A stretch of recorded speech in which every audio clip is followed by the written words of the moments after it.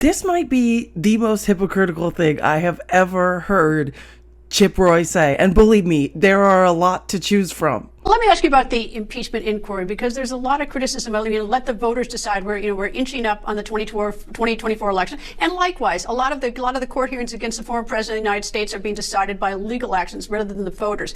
Are you opposed to just letting the voters make these decisions rather than letting politicians and judges and special prosecutors make the decisions for us on these issues? Oh, no, look, I'm a firm believer in allowing the voters to make decisions, but we have an obligation here. I mean, people have asked me about this. Like, well, why would we impeach Joe Biden if we have Kamala Harris waiting in the wings? Like, well, I'll tell you why. We have a duty. We have a duty to enforce the law. This administration has engaged in what appears to be the highest level of corruption perhaps ever seen in the White House. We have an obligation to do something about that. But if Jack Smith, if the special counsel Jack Smith were here, and I was asking him, why do we have two federal actions, one in Atlanta, Fulton County, and one in D.C., which in many ways mirror each other, he'd say, I'm just doing my duty. Is he just doing his duty too? No, because a politicized prosecution of a former president. Look, Greta, look, you know this.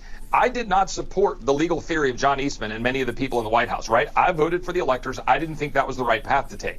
However, equally bad, or worse, frankly, much worse, is politically prosecuting people like Mark Meadows and former President Trump and a lot of others, Jenna Ellis, in Atlanta, Georgia, because they don't like the way they wanted to stand up and use their free speech rights to say they thought the election was stolen. That is a massive problem. And then to have the United States Department of Justice pursuing prosecution because of January 6th, that is absurd, and it should send shivers down your spine. We've got to stop the Department of Justice from weaponizing itself, but to go after Joe Biden and what we're seeing right now with what they did with the dollars flowing to Hunter Biden from foreign states to Hunter through probably to Joe, which we've got to go look and go follow the evidence wherever it may lead.